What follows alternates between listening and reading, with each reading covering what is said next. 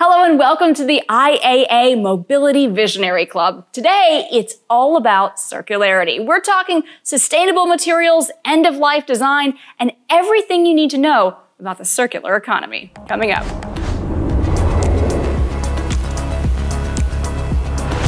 A lot of us are trying to live more sustainable lifestyles, but what does that really mean in the context of mobility? Here to piece it all together, I have an excellent panel joining me. Let's start over here with Luise. Luise Müller-Hofestede, you're coming to us today from Circulor. It's wonderful to have you with us. Tell us a little bit about Circulor and what you do there. Just a few sentences. Sure. Happy to be here, by the way. And yeah, Circulor is a global tech company. What we basically do is we are the leader of traceability when it comes to enabling traceability and therefore supply chain transparency in very complex industrial supply chains. And we track raw material basically from the mine or from the primary source to the manufacturer, to the market. All right, that's very important when it comes to circular design, and we're going to be talking more about that later on. Here to my right, I have Daniela Bolinger. Daniela, welcome. You're the head of sustainability at BMW Group Design. What brings you here today? Well, thanks for inviting me. I'm very glad to be here in the studio. Well, sustainable design, I think, is something which is something we really have to embed in the future in all design principles. And especially how we do it at the moment at BMW, which helps us to go into this whole transformation on circular economy. Right. So let's talk about that. We've got a lot to dig into, Danielle. We're really pleased to have you here. Up here on the screen, I have Carla Voight. She's the head of sustainability at Aware the Platform. They're a holistic partner for guidance in sustainability. Carla, what does that mean? Break it down for us quickly. Thanks very much. Yeah, I'm happy to be here. Well, what does it mean? So everything we do revolves around the question of how to give guidance in sustainability. And we do this with certain instruments, but I think the overarching context is that we try that giving impulses, curating content, and then letting or bringing people together in a broad network of different experts will accelerate sustainability and really help to find better sustainability solutions faster. All right, that's something we're going to be touching on during our panel today. We're very happy to have you. We've got another guest joining us remotely, Fabrizio Barilari. He's the head of Product Portfolio Management Sustainable Solutions at Röchling, a word that is difficult for an American to say. I don't know about Italians. Fabrizio, say a few words about why you're here and joining us today. Well, thank you very much for the invite. I'm also here because we all understand that the circularity is not something that one single company can do, specifically not in the mobility. It's about integrating vehicle manufacturers, component suppliers up to the level of our suppliers. And as a member of a tier 1 component supplier, I believe it's interesting to share views and to discuss also the challenges that we are facing in these years. Excellent. We're so pleased to have you here. And finally here to my left, Alexander Meyer zum Felde. You're a partner and associate director at Boston Consulting Group, focusing on sustainability and circular economy. Why are you excited to be here today? Well, first of all, thanks a lot for the invitation. I'm very excited because I think we have a very good panel together, and it's a topic that's nascent but thriving, and we really need to accelerate the development. So I'm very excited for the discussion to follow. Excellent. We're excited to have you here with us. Let's dive right in, shall we? Complete this sentence for me, and everyone is going to get a turn, so we won't all go at once. Circularity is more than recycling because, Luise. For me, circularity is sort of the Champions League of sustainability. Leave it right there. I like that. Okay. How about you? Why is it more than recycling? Because it is a holistic transformation in the industry, and also I think this is how we lead the future in production on a kind of like prospered future. So circularity is a solution for me under the topic of sustainability. Okay. Carla, do you want to share your thoughts with us? Yeah, I think whilst you can recycle products, circularity is more than a system. So there are no circular products, but rather circular systems. So for me, it's a really systemic approach and goes way beyond recycling. Alex, do you have any thoughts? Yes, I think it's way more than recycling because it's the only way how we can sustainably run business in the future. And it's certainly more than recycling because we need to think about the materials we're using, the way we produce and design products, but we also need to think about how we create additional value and thrive staying within planetary boundaries. So it's way more than simply recycling. Way more than recycling. Would you agree, Fabrizio? Oh, yes, absolutely. I would even define it as the holy grail of sustainability and circularity. Is to reduce absolute waste. Any energy, any effort, any hour that an engineer spends designing a component, it all has to do also with circularity. So any waste of final material up to the waste of a single operating hour of a human being, that is what circularity is about. All right, so we've got the Champions League, we've got the Holy Grail. Clearly, we all agree on one thing. This is hugely important. Let's talk about this in the context of the mobility industry. What does this look like? And I want you guys to feel free to just jump in because if a topic moves you, I want you to speak on it. But what do we mean about this in the mobility industry, Daniela? Well, I think in the mobility industry, the whole idea of circularity has to bring us new principles of how we build our car. So I think circularity means also for the automotive industry to start from zero again. You can't just redesign the old and then trying to implement circularity step by step. But I think it has to be this paradigm shift of like starting from a new platform. And then you can seriously embed circularity. Okay. So in a way, it's a little bit starting from scratch. Is that fair to say? That's what that would be the best.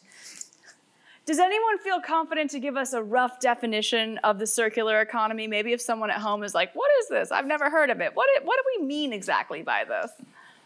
I would actually say, to very simplify it, how I would explain it to a child, it's really trying to provide mobility for anyone on the planet without using new resources. So it's really the whole ecosystem of thinking through what materials do we need in order to produce something, how do we design mobility and services going forward, and how do we ensure it's being utilized, it's being maximized in usage as much as we can until the materials break down, and how do we ensure then towards the end that those materials are being reused, repurposed, and that we do not need to extract any new fossil materials in the planet, but really try to provide the services with the resources we have available.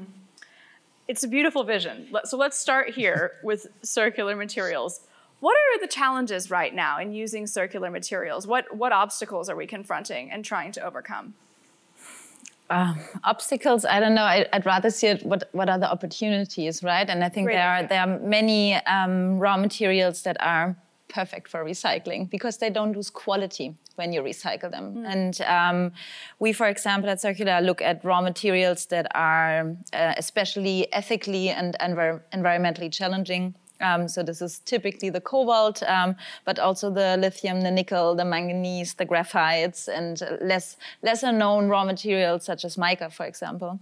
And if you bring those materials, which are extracted as an ore from the earth, and then they travel through like various chemical processes, change continents at least 3 times. Let's say a typical journey is from Africa to Asia to Europe, as we know it. And then, of course, along this way and along those production steps, there's an awful lot of carbon emissions being produced. And the good thing about those materials is when you recycle them in a good way or in a correct way and have the right technologies for it, they don't lose quality.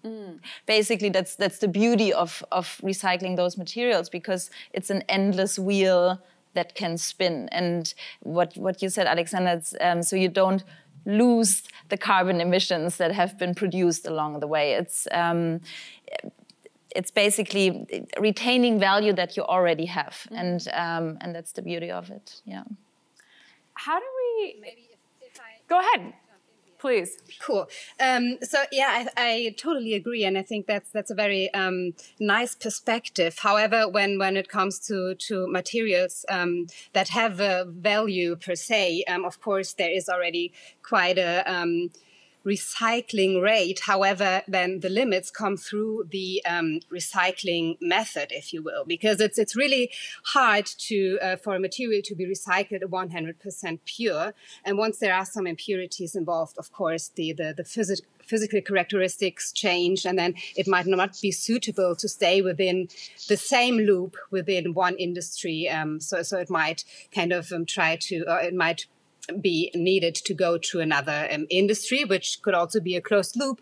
But however, it's not so easy, and there are the recycling industry limits to recycle the materials. And if we think about metals, for instance, steel, aluminium, at 100% purity. And when it comes to rubber or plastics or glass involved, then it's even a different story on how to recycle those materials such that you can really have them at a high quality to use them again within one loop. What does this process look like? Paint me a picture. How do you identify this is a circular material? This is what we should be using. Yeah, that's the biggest challenge, I would say. So this is what we are addressing at the moment. If you have, let's say, recycled steel and primary steel, you wouldn't tell the difference because the recycled one is actually not green. So it looks the same, it smells the same, it has the same characteristics. You can only know that something is recycled if you trace it, if you know where it's coming from, if you know the source of it. The challenge, what you addressed early on, and also adding to what Carla just said, is the challenge there is that currently, and Daniela will know the best, the industry doesn't pay more for recycled or for greener material. It's unrealistic that you can charge for premium, and therefore we need to somehow incentivize the industry, everybody along the supply chain to recycle in order to make a business case out of it, right? Yeah, that makes a lot of sense. Yeah. Oh, I think. Oh, yes, please. Go ahead. Yes. Fabrizio, I see you raising your hand. It's your turn. Yes, exactly. Well, at least. No, indeed, I think it's a very interesting discussion. For us, if you look specifically at plastics, as mentioned correctly by Carla, recycling today leads to a loss of mechanical properties of most of the materials we're dealing with, which means that the next vehicle that is constructed with those components will not have the same qualities that we expect as a customer, let's say, to be every vehicle, let's say, the same, and get to the same amount of years of life, and even have a second life after that. And that is, let's say, key. And this is where I think a full integration of design with material properties and thinking of what happens at the end of the vehicle's life cycle, whether it's an e-bike, a truck, or a personal car. Every single mobility solution, we should think about what happens after that use of that specific vehicle comes to an end, and how can we use as many components of it for another use, be it as a household generator for batteries and so on. That is, let's say, one of the main topics and challenges that we are dealing with daily. Yeah, Alex, go ahead. Yeah, and maybe adding to that. So I think what's really interesting, and that's why the question is, explain it to me in simply terms, how does a recycling work?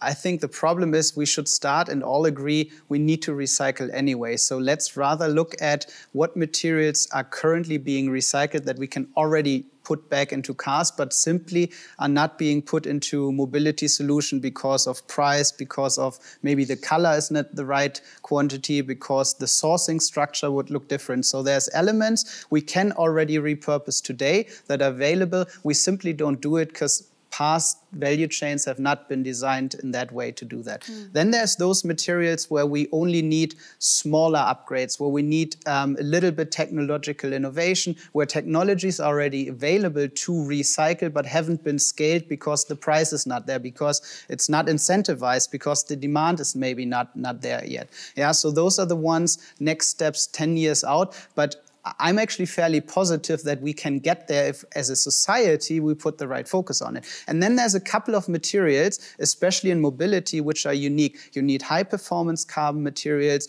You want to do lightweight. You're looking at trade-offs versus carbon and so on, where you're actually putting different materials together that are extremely hard, almost impossible to separate at end of life, to disaggregate and to use in cars again, right? However, for those, as a society, we need to start agreeing on, we need other solutions. solutions. And those can be that we're using, for example, on textiles. Yeah, most people don't even know some of the fashion we're wearing today ends up in car seats or in fiber materials in the future.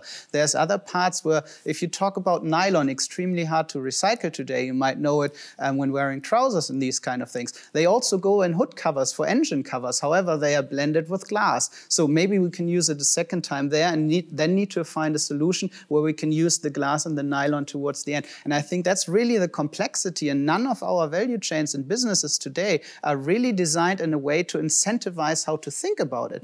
And then just the last comment, we need to do it today because we're looking at a timeline. If we want to hit for the Paris Agreement on a carbon perspective, if we are looking at how we are running out of resources, how value chains have been disrupted twice in the last 3 years, and we're stopping production because we don't have access to those materials. We have some of those in our country, but just because of regulation, because of prices, we're dumping them into landfill or we're throwing them into the environment. And I think that's really where we need to think through on how we can enable a circular economy going forward. And I mean, your design example of the iVision circular car is tremendous about it.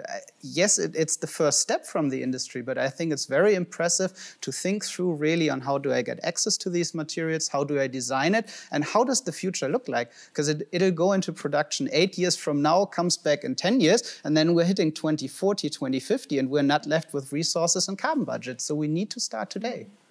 Yeah, I think it's interesting. There are two things which are I have a question on. It's the first thing is, if we design what we design now is on the market 2028. I mean, these are projects I'm working on at the moment. If we are talking about resources and we want to work with recycled content, and if I do kind of like pre-developments at the moment with the material, which is absolutely not in the stage where we project it being in 2028. So what can be my assumption on the technology, on the quota, also on the quantity of materials? I mean, if I gonna put that in a new, say for example, 5 Series, we need a lot of that. So where is the industry? And how far can we actually push that? And the second question I have is, how do we work with bio-based materials when it comes to circular economy? Because we know that we need bio-based materials to also lower our carbon footprint. We can't only do it with recycled materials in general. So what kind of role does a bio-based material plays in this whole story of recycling? Yeah. And I'm not clear about that. So maybe one of you guys can give me an answer on that.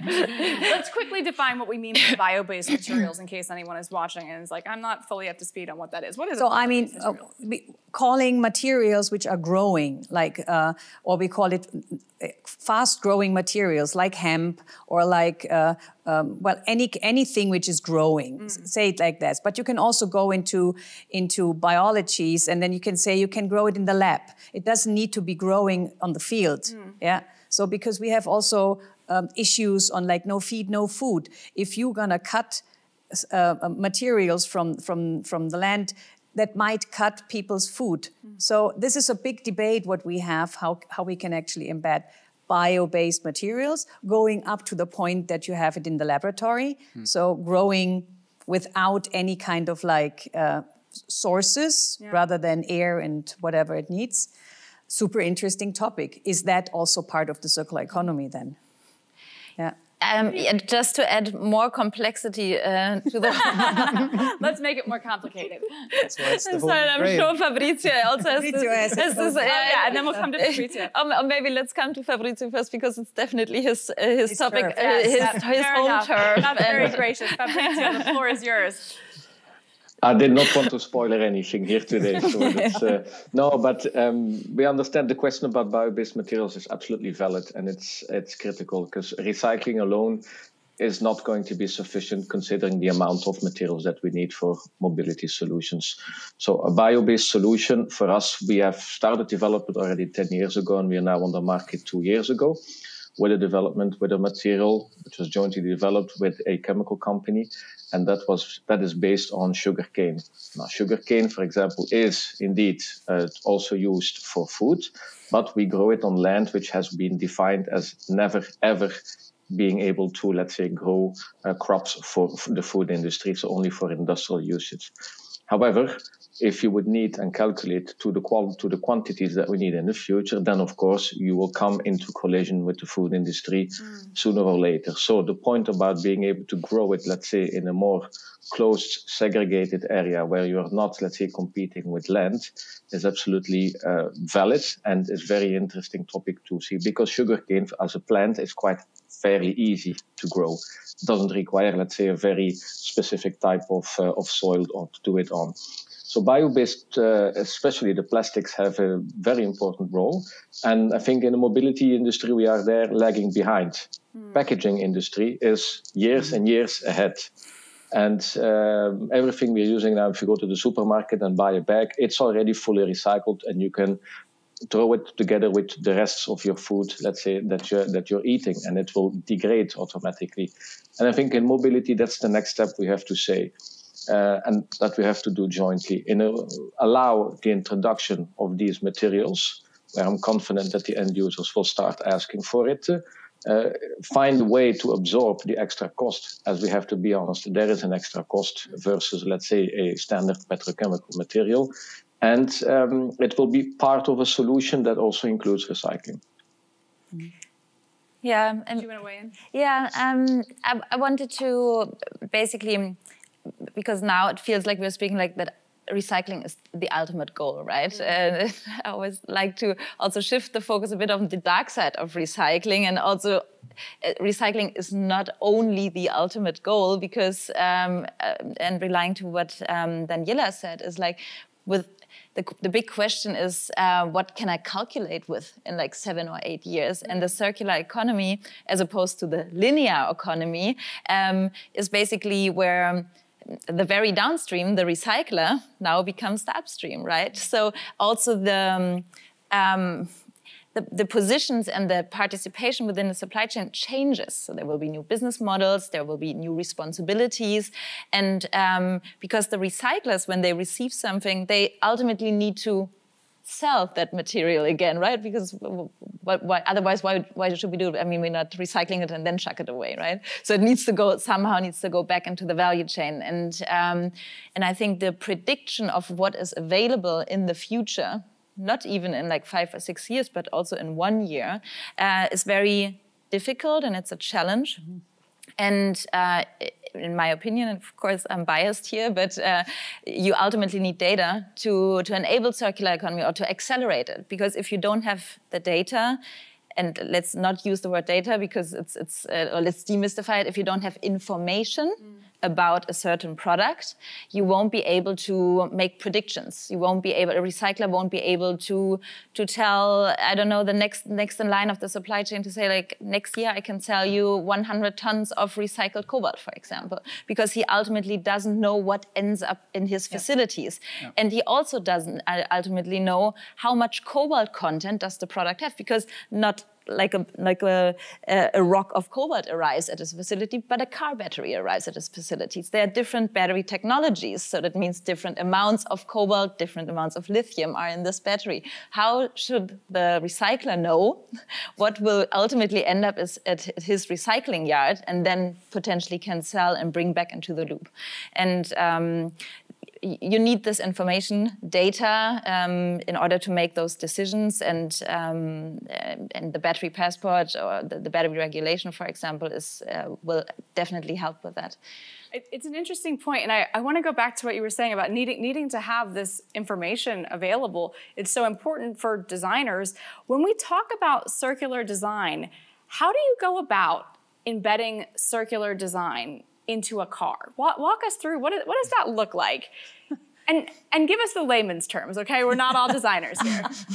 Well, it is actually not only about design, it's also, this is now a cross-industrial thinking. It's engineering and design has to work together. It's not about the surface. I mean, design is normally doing surface, exterior, interior, but since this is coming into the whole pieces, and it's about the modules itself. So if, for example, take a door panel, and the door panel nowadays is probably made out of like 10 or 12 different materials. They're glued together, they're connected strongly together. You can't separate them, and there are So the recycling part is it's not possible. So when it comes to circular design, that would mean that you think how you can connect the materials, less materials, one material group, yeah, so that you can easily recycle it. Then how can you dismantle it easily? That would mean you don't glue. So you need other connections. And then circular design also means how can you make this design then? Reduce it to the max. What will end up in a design where you probably would think it's too clean. So now it's the next level of how can you make this sexy? How can you make this appealing? That you have a very, very reduced, also ultimately dismantleable piece in the end. Yeah.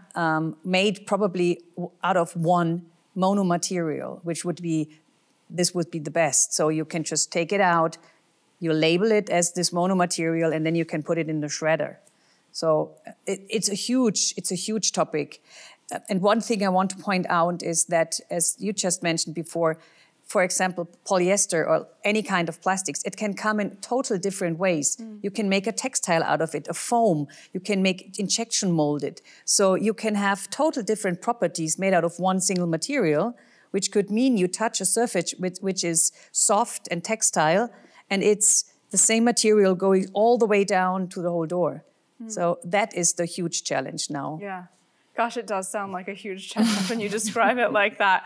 Give us an optimistic take here. Why is there a reason? Oh, you can see it, but I can't. Carla, jump in. Yeah, well, I'm happy I afterwards. wanted to stress, I think that we are talking about probably two different work streams here. And one is exactly designed for circularity, to really implement everything that is needed for circularity already in the product design, and then also communicating with recyclers, with waste management factories, and really try to work together there such that you can recycle material at a perfect quality standard, and most efficiently such that you can make a business case out of it. And then the other question is, what can we do right now? Because option number one comes with a certain time lag, as you said, Daniela, but actually we need to act now. And so this is something that also relates to you, Luise, and where we need data, but also technologies. And we need to elaborate, okay, what are the technologies and the innovations we can use right now, creating new value chains to make the processes we have as circular as possible. And I think these are a bit of kind of different work streams, and they are probably connected by cooperation or bigger alliances, but also by data and technology.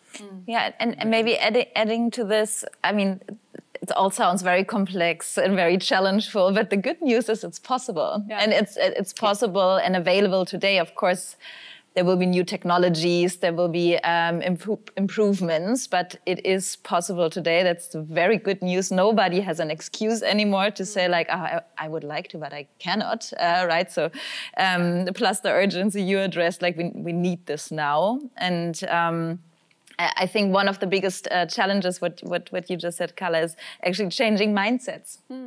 Because you have the tools, you have the urgency, so it's like, what are we waiting for? And I think, yeah, one of the biggest challenges to overcome is to bend that linear economy into a circular one is actually the mindset, and start collaborating along the supply chain. Yeah, but I also think you have to enable, enabling people. Huge companies like car companies I can see how difficult it is from a cradle to grave to like a circular system, to go into a circular system, because we are still in this production line of say, classic production. So the enabling in steps is, I think, the biggest part. Yes, and it is a mind shift too, and a knowledge shift. We need a lot of knowledge at the moment. And on that one, maybe, I mean, you were initiating the question on, it's so complicated, yeah, and everyone needs to do his or her part of the chain. Yet, how can we be optimistic? I mean, to be quite honest, I'm actually fairly optimistic for a couple of reasons that we will act quicker on circularity than it took us carbon. I mean, carbon, it took us 25 years to agree on there's a problem, right? On circularity, it took us 5 years, and all the businesses are working towards solutions. Some are better, some are not as effective yet. But why am I so positive? First of all, if you look at how the mind shift already takes place, it's initiated by business cases. By business cases, it will happen in the future. And business case doesn't necessarily mean I have my profit today. But if you're looking at all the large OEMs that are having their own cell production, battery cell production, are now building recycling plants next to their EV plants. Yeah. Despite the fact we know those batteries last longer than we thought, they come back in 10, 12, 15 years from now, the volumes are really low, but everyone knows if I don't have access to that material, if the resources come from Congo, or if we have another stupid thing like Ukraine going on, our business will shut down. So the whole business case is around risk mitigation. The second part is regulation. Till 10, 15 years ago, there was no discussion of internalizing external costs. Yeah, we didn't have the carbon prices. We didn't have any taxes on non-recycled plastics. We didn't have any import fees for raw materials and these kind of things. We didn't have minimum recycled content quotas and such things. If it's regulation, businesses will do so. Otherwise, they stop to do their businesses. And then thirdly, I think people are realizing this is fun to do. Yeah. Right? No, it really is. I mean, we used to optimize value chains for costs. We squeezed out the last cent.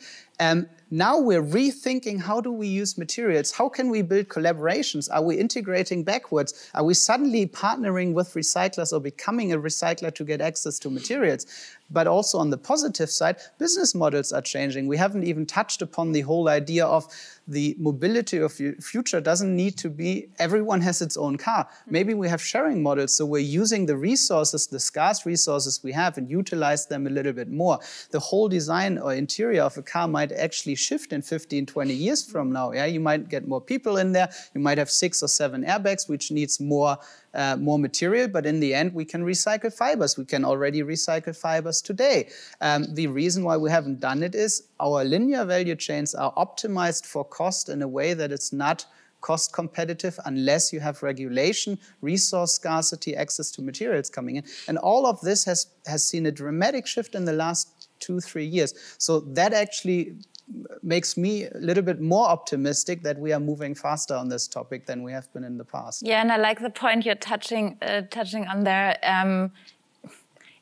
I think we have been always talking about circular economy and recycling in the realm of sustainability, which is good and which is correct. But there are other aspects to it, resource security, for example, you just named, because this is good that we are not only seeing this in sort of like a green luxury corner. You know, we here in the Western world, we should recycling and use recycled packaging and all of those things. But to actually get this geopolitical aspect to it really grows in importance and will ultimately accelerate. And yes, that makes me also very... forward-looking to the future, let's say, that we arrive there faster than we would think. Yeah, that's certainly a touch more optimistic than it was sounding there towards the middle. I think we had a finger over here on the wall. Is that Fabrizio? Yes, thanks, Sarah. No, I'm actually also very optimistic. Actually, I like to be. We're a happy panel here. Yes, but for one single reason is that something that we are confronted with, all companies are confronted with, that is finding people. There is today, we all depend on people in order to have a successful company. And there is today a very tricky situation on, let's say, the market to find the resources to work for the business. And what we see is that from everybody who's now leaving, let's say, university, leaving college, or let's say just starting their career, already advanced in their career, the questions that come into job interviews are always about what are you doing about sustainability? What are you doing about circularity? But the things you take or that you buy, where do they come from? Do they travel around the entire globe before they reach your factory, or are they produced locally? All of these questions show that people are now very conscious about what's going on, how the economy works, and how to reduce, let's say, their own individual footprint on how heavy they weigh on the planet itself. And this is what makes me personally very optimistic itself. You will not be able to hire people in the future if you do not have these values as central, as core, and you can demonstrate them already in a first job interview. Oh, that's a really interesting point. It's going to be part of that war for talent to make sure you're attracting the best candidates. I want to hear a little bit. Also customers, right? So also customers demand this. So actually, it's really the entire value chain, may it be through regulation, through kind of laws and regulations within the supply chains, but also not only from kind of as an employer, but also for the customers. And I think they also play a critical role within this whole circular construct, a system, such that they also, I mean, it's the question of who owns the cars, who owns the batteries at the end of their life cycle. And it's also a question of how do we enable the customer to really decide what's going to happen with his or her car, kind of return models that really help to get the flow back, the flow of materials back in the cycle. Yeah. When we talk about that end of life and recycling, what kind of collaborations need to happen to make that a reality? What would you like to see? I think this is the space where I've seen most of the collaborations in actually across the world. But what's really interesting, I mean, if you think about the value chains, everyone has different capabilities. So an OEM or actually a supplier knows what material went into this product. And I think that's where the challenge starts. Every car is designed differently. Yeah, you mentioned the interior of a door. BMW, Mercedes, Audi, Ford, all of them use slightly different materials, slightly different design. And if you don't know what's in that, it's really hard to take it apart, first of all, and then to recycle or repurpose it in the right stream. So you actually need the collaboration on data information along the value chain, what went into this car, the information from OEMs, and really the idea on how to design, dismantle it. You need the dismantling services. I mean, we're talking about an industry where the recycling quota is extremely high. We're getting, some cars are shipped to Eastern Europe, Africa, and so on, but somewhere they all end up with. It's valuable materials, the metals in the scrap already gets dismantled today. If you look at one of those lots, they already take parts out. You talk about the cover engine, it already gets dismantled. The problem is, in the end, it all ends up in the same shredder, and best case, we're getting the metals out, and the rest ends in a landfill or an incineration plant. We need a collaboration in that sense that whoever dismantles the materials actually has a data platform or something where they can say, this is a nylon piece, this is, I don't know, whatever type of polymer, this is the textile fibers. And then the recyclers jointly with the OEMs can come in and say, okay, I'm an XYZ, I'm sourcing so much PA66, so I'm sourcing these type of materials. And then you're starting to close the loop. And that only works either if businesses are completely integrating, which you see in some circumstances, for example, in battery, where there's joint ventures and so on. You see it in the chemical industry for plastics, where the oil majors and the chemical companies are integrating into recycling technologies. Yeah? And then you really need the value chain, and you're creating your own demand. That's really how you start to set up that system. So I think all the alliances we have across the world that are hosted by WEF, WBCSD, and so on are a good initiator. In the end, it needs to move in the business world. And that's really where you find your partners. And just one sentence on where you see that packaging was mentioned before. We now see brands actually integrating into the recycling scheme to get access to the recycled materials. They start subcontracting then the recyclers, the converters, the chem companies, and so on. But they actually integrate forward into the recycling value chain. And I honestly expect something like that for OEMs partially as well. And you see it in the battery space. It's already taking place. I mean, there's great collaborations going on. They're setting up facilities to be prepared for volumes in 10, 15 years from now. And we just need to do that not only for batteries, but we need to go component by component, and that, I think, will really change the industry on how we perceive it. I think there's another a connection we have to go deeper in, that's about innovation. We need to look deeper into what, like, knowledge, new, fresh knowledge, new universities, academia we have to work closer with. We have to look deeper into the startups scenes. Where do all these super cool new innovations, where they are? And sometimes there are just two people behind that. So that needs to be supported, that needs to be connected. And so we have to give them a hand.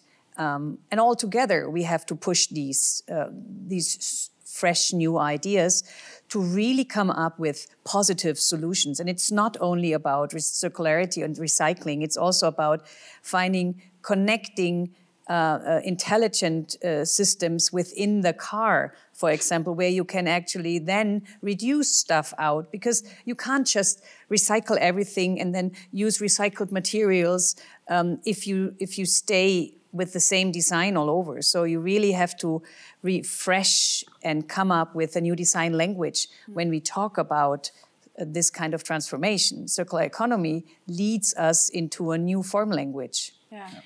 Yeah, that's a really interesting point. I'm glad you brought that up. This has been such a rich discussion. I'm conscious that we're getting to the end of things, and I want to give everyone the chance to weigh in on our final topic. It's a takeaway question for everyone sitting at home. I want you to complete this sentence for me, if you would be so kind. One thing mobility companies can do right now, today, not in 5 years, not next week, today, to build the circular economy is. Alex, shall we start with you? To start from the top to make this a strategic and a top management priority. That's a good one. It has to come from the top, you're saying. Yeah. Okay. How about you, Fabrizio? Consider maybe what was before competitors, or let's say equal partners, as truly joint ventures. So work together on a scale that you have not done before with other companies. All right, it's all about that collaboration. One thing mobility companies can do right now, Carla. I think it's to strengthen and really enable the network to build an ecosystem for circularity, really integrating all different parts like upstream and downstream suppliers, but also innovative new, may it be suppliers beyond the usual suppliers or startups, but also internally to really enable the knowledge that is sitting within the company and really to break barriers within the company and then to work on this topic as an entire ecosystem. Okay. One thing mobility companies can do right now, today, to build a circular That's a hot topic for me. Well, I agree totally on all what you said, but I think mostly important is that you actually put a lot of money in this transformation at the moment. There we go. It's all about the money. It's all about the money at the moment. Yeah, but it's a litmus test, isn't it? It's do you really true. believe it or not? Luise, it's so hard to go last, but you're on. I'll do my best. No, I think, again, of course, I see the impact we can enable with data, with connecting supply chain participants with each other. So for me, what we can do today is enable traceability, and traceability is visibility, and visibility is control, or a tool for control. And this ultimately brings you in the position to change. You cannot just say change. Yeah. Like make the calculation backwards what you need in order to make that change. And yeah. Enable traceability, it's not a nice last sentence, but I leave it. Enable traceability. But maybe a good last sentence is, it's an imperative, we don't have a choice. It's a question of how and by when, but there's no alternative to circularity. Yeah, and maybe just a last point. I think what is important is get ready. There's nothing easy left to do. This will be difficult, and this will be cost intense. And I think we should all agree on that. And with that, we can only be positively surprised for what's coming. But I think since we are all sitting here together and talking about the topic, we are all very positive. Yeah, because we love this topic and we embrace the topic. And I think that's why we are the ones who are probably fighting for that topic too. Yeah, so it is a positive topic, right? There's room for optimism. I like that. And there's also a lot of room for creativity. That was something I felt came through really strongly from all of you. There's a lot of ways to rethink things we thought we already knew and to approach this as an exciting thing we're going to tackle all together, because it isn't an if, it's a when, and we need to do it now. Guys, this was such an enriching discussion. I hope you all enjoyed it as much as I did. To my lovely panelists, Luise, Daniela, Carla, Fabrizio, and Alex, thank you so much for being here and helping us tackle this giant issue. And to all of you at home, Thanks for watching. If you enjoyed this, I'd encourage you to follow our IAA Mobility Club social channels. We have plenty of more content waiting for you. And don't forget about the big event in September 2023. I'll see you there.